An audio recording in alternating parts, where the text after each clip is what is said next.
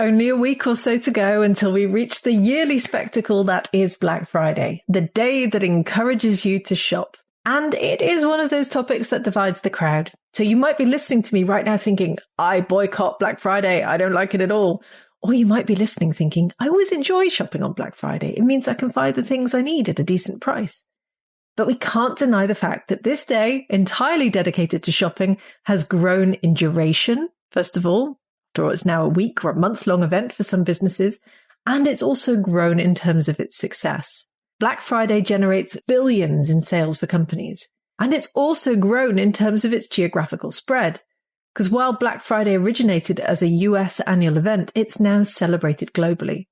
One research agency found high numbers of online searches for Black Friday specific discounts coming from Germany, Brazil, the UK, Spain, Canada, France, Australia, India, and many other countries. And precisely because this topic is so divisive, and because Formula Botanica represents many thousands of small indie beauty brands who deserve your support all year round, let's face it, Anna Green and I decided to look at the origins of Black Friday and challenge you to join us in thinking about 4 alternatives that might fit slightly better within the concept of sustainable beauty. So settle in to find out the alternative ways that you can support small businesses and the environment on the biggest shopping day of the year. Welcome to Green Beauty Conversations, the podcast that challenges you to think about how you buy, use, make or sell your green beauty formulations. In my weekly episodes, I explore the sustainability of the beauty industry and encourage you to join me in changing the industry for the better. I'm your host, Lorraine Dallmeier. I'm a chartered environmentalist, biologist and the CEO of award-winning online organic cosmetic formulation school, Formula Botanica. We have thousands and thousands of students in over 180 countries around the world who study with us to become organic beauty formulators and entrepreneurs. Visit our website at formulabotanica.com to try our free online formulation course. And if you want to be the first person to know what's happening in green beauty, make sure you subscribe to this podcast in your favorite podcast app. So in today's episode, I'm joined by Anna Green, Education Manager at Formula Botanica, who heads up and runs our education team, which delivers all of our courses, as well as our membership site, the lab at Formula Botanica. Now, Anna's been on the podcast with me many times before, has been in the green beauty space for well over a decade, and knows a huge amount about the way that natural beauty brands position themselves within an industry that, let's face it, exists to drive rampant consumerism.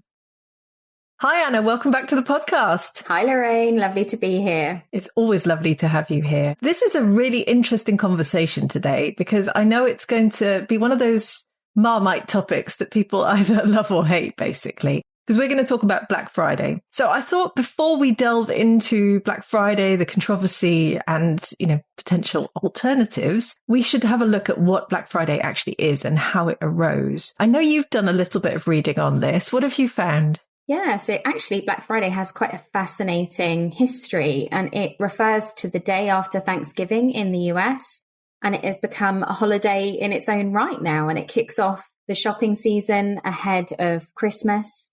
It's become the biggest shopping day of the year, and that sort of happened around about the 2000s when it overtook the last Saturday of December. So people switched their shopping habits slightly to start shopping earlier, I suppose. In its earliest use, Black Friday actually referred to a market crash, which happened in 1869 and has absolutely nothing to do with shopping or consumption. And the effects of this market crash were felt in the US economy for years and years afterwards. So the use of the term with regards to shopping was coined by the Philadelphia police, who noticed an uptick in traffic and footfall in the lead up to the festive season. And obviously they weren't using it in a very positive light. Doesn't sound like it. Not at all, no. And it's really interesting because although Black Friday is very US centric, like many US customs, Halloween, other things, it has spread around the world quite fast, led by global conglomerates and big business, which in turn has led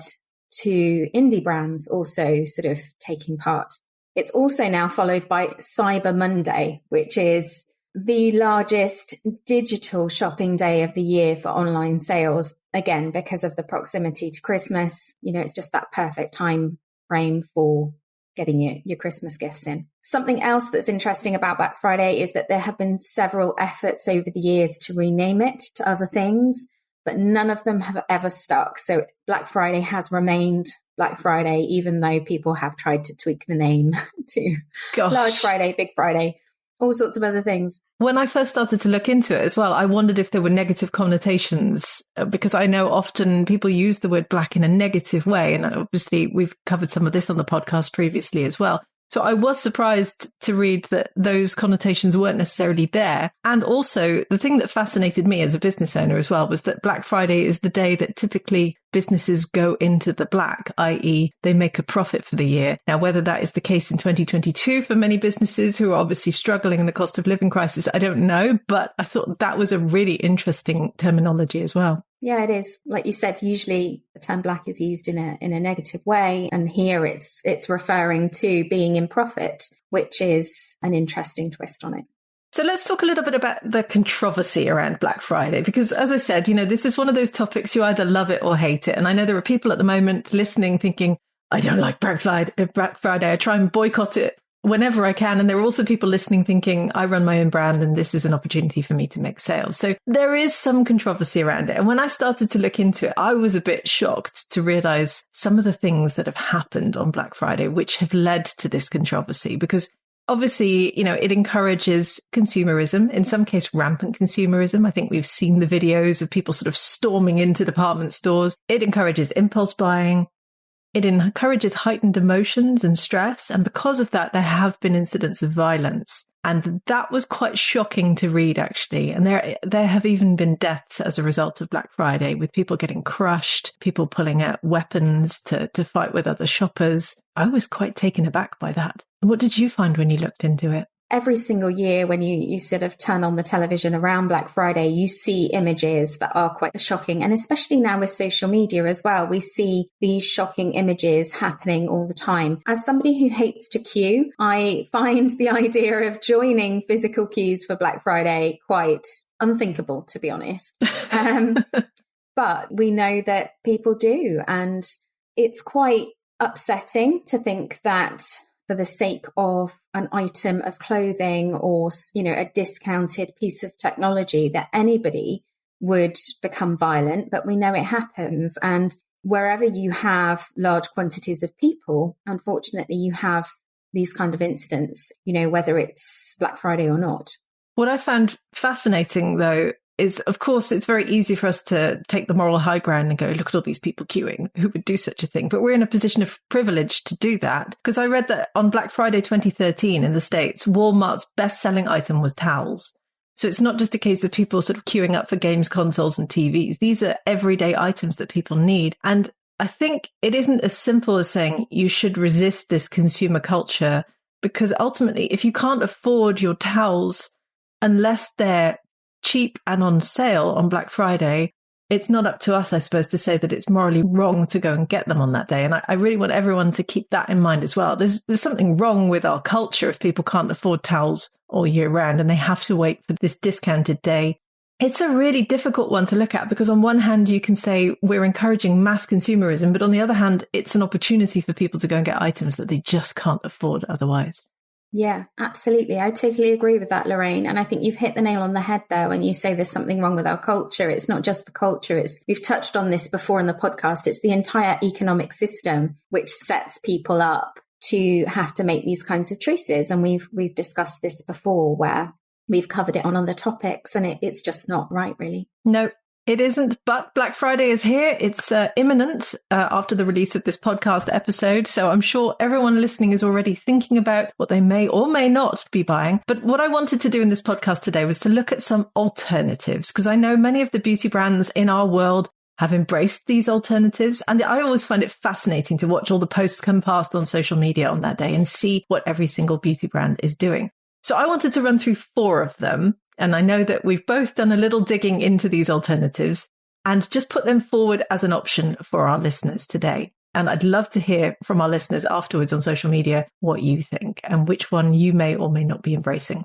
So alternative number 1, which I've also seen from a couple of our graduate brands in the past, is not Black Friday, but Green Friday, which I believe has been around since about 2015. And it encourages shoppers to shop more mindfully and sustainably. So it's more about thinking, do you actually need this product? And if you are going to buy it, are you buying it in the most mindful and sustainable way possible? So what did you find about Green Friday? Yeah, like you say, Lorraine, I've seen quite a few brands take part in Green Friday over the years, and it's a very interesting time to be able to support brands that perhaps are overall looking at sustainability in a different way, to have a think about what you actually want to purchase going forward. So it seems like a good time to investigate replacing disposable items, for example, for reusables, and to look at brands who are investing in things like the circular economy. Can you have refillables, for example, rather than single use? So lots of interesting brands taking part in this kind of initiative. And it's a good time for consumers to take stock of what they're purchasing and perhaps explore alternatives. Yeah. And the thing I liked was when I was reading about Green Friday was this concept of always knowing exactly what you need before you enter an online or a physical brick and mortar store. And arguably that's a good way to go about shopping every day of the year, not just on Green Friday. And there've been quite a few retailers who've taken part. Like last year, IKEA offered to buy back furniture for 50% more than they would normally pay on Green Friday. I thought that was fantastic. Or our graduates, By Bee Beauty, who are amazing, by the way, go and buy from them. They planted 10 trees in the Amazon for every bundle that people purchased on that day. Or Patagonia donated, I believe, $10 million US dollars in global takings to a non-profit a few years ago. I guess the main issue I have with this concept of Green Friday is that obviously it should be green every day and not just on one day of the year. And obviously, as you said, we've covered this many times on the podcast. But I like the idea of just shifting the narrative ever so slightly, that if you are going to shop, you're just going to be a bit more mindful about it. So alternative 2 that we have on the list was, and I suppose still is, Small Business Saturday, which is the day that I believe follows Black Friday in some countries, but not all. It's very confusing when I looked into it. What did you find? Yeah, so I have been watching for many years now things like Twitter, and there's a lot of Small Business Saturday promotion that happens on there, not just on a set day of the year, but also for a long time. It was a regular occurrence where small businesses would promote each other. They would do some cross promotion. They would use hashtags. They would do all of those things. I think it's used a little bit less now than it was, but there was certainly a culture of small businesses supporting each other and lifting each other up, which I really liked about Small Business Saturday. I always like to see a bit of camaraderie from people and helping each other out. Yeah, it's fantastic to see, actually. And it's obviously something we stand for here very much at Formula Botanica, given that all of our graduates want to start these small brands as well. And the thing I found also really interesting, which I hadn't realized, is that Small Business Saturday is actually a term that's trademarked and held by American Express. So they created it in 2010 in the US. And then there was a UK version that started 3 years later, following the success of the one in the US. But bizarrely, and I just don't understand this, they're a week apart. It makes no sense at all. So in the US, it's the day immediately after Black Friday. And then in the UK, it's the first Saturday in December. And those two things don't necessarily fall together. But I love this idea of encouraging people to go and shop small and shop local. We should all be supporting small brands anyway. They're the backbone of our economy. But of course, the campaign aims to just look beyond that one day of the year, extend beyond that one day, and really have a lasting impact on small businesses. And the great thing is that it's really gained traction from what I can tell, because billions are spent with small businesses on this day with the intention, hopefully, of forming more loyal habits, which I know we're going to talk about in a bit. So alternative number 3, and this is maybe a very controversial one, particularly if you run a brand and you're listening to this, but alternative number 3 was Buy Nothing Day. So tell me what you found, Anna. Yeah, I think this is a really interesting one because, like you say, it is a little bit controversial for brands, especially the thought of people buying nothing. But the reality of it is that most of us will buy nothing for many days a year, unless you are in the position of being able to purchase all the time. I have, over the years, seen several of these sort of not necessarily buy nothing day, but people sort of do no buys and have periods of time where they're working through their stash. That was a big thing in sort of the makeup and skincare community for a while. On Instagram, for example, shop your stash, use what you already have, those kind of things. And it's very, very interesting to watch. Now, again, these kind of schemes, I think, are really sort of good for getting people to take stock of what they already have. And it goes back to what we talked about previously about only purchasing when you actually need something, because how many of us have bought something only to find you have something in your wardrobe that is already very similar, or, you know, you've already got that lipstick and you've bought another one. So I think there is an element of it's a day to reflect if you want to take part in it and to sort of think about your consumption habits more generally and take a pause. I think businesses should welcome people thinking about how they're going to spend their money, because if you have a good product, people will come back to you. But I also acknowledge that we are in very, very difficult times at the moment. So any thought of people not buying will make businesses very nervous, because we are in unprecedented times in terms of the economy. But overall, I think it is an interesting way to reflect on purchasing more generally. And I think we have to do that as consumers and also as brands. Yeah. And it ties really together with Green Friday, I suppose, because Green Friday is all about being more mindful, more sustainable. And Buy Nothing Day, which I believe was started in the early 90s and is now celebrated in over 50 countries, is also just about getting people to take stock of how much they consume, but also getting them to think about the fact that recycling is good, but reduction or avoidance is always the best. And just trying to change attitudes to things like single-use products or excessive packaging. And one term that came back a lot in the articles I was reading was about fast fashion, which I just want to focus on for a minute, because none of these websites ever mention fast beauty. I find it fascinating because this concept of fast fashion, you know, cheaply made, consume lots of it, we're very familiar with that. And yet, you know, you've got all these beauty bloggers talking about things like beauty snacking, where you consume lots of little products every so often throughout the day. So fast beauty is a topic that isn't really on the radar yet for Buy Nothing Day. But I love this idea of just saying, just think about what you're doing. And if you are going to buy, just be a bit more mindful about it, which I suppose makes it the extreme version of Green Friday, perhaps. So the fourth alternative that we found was loyalty schemes. And I know that this is something you've got quite a lot to say on, isn't it, Anna? Yeah, I think I really like the idea of brands encouraging loyalty rather than sort of having promotions that encourage you to shop a lot all at once and then not having recurring revenue. I think to me, it makes sense for brands to be encouraging their customers back. And let's be honest, when there is a market that is quite saturated, then I think this is quite important. And as a consumer, I like these types of schemes as well. So some of the natural beauty retailers, for example, do this quite well. They offer loyalty points for everything from leaving a review to ongoing purchases. And they also offer things like special perks for your birthday, for example, to encourage you to come back. I've also seen some indie brands with some great loyalty schemes, and they have systems set up where customers are rewarded for their loyalty in the way of points that can be redeemed, money off vouchers, or free shipping, for example. And the types of actions that are rewarded can also be really varied. So, for example, you can reward the number of purchases across the year, referring a friend, or leaving a website review. So, yeah, there's some really great loyalty schemes out there by indie brands who really, really want to reward their customers for coming back to them. And I think that's quite a nice way, rather than focusing on just one day a year, to keep your customers coming back for more. Absolutely. And if you're a business owner, then obviously the holy grail is to get a customer in and then get them to return. It's always manageable to bring in an existing a new customer, but then getting them to come back time and time again, that's the hard bit.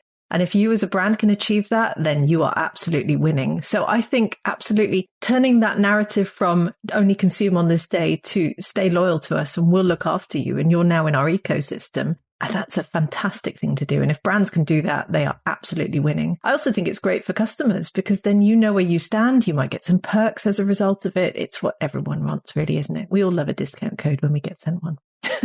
So we've run through 4 alternatives. There are many more out there. And I do encourage our listeners to go and dig around and see what you can find and come and tell us about them on social media, because I would love to hear your thoughts. So let's finish off by asking Anna, and I'd love to hear your opinion on this. Should we boycott Black Friday altogether or not?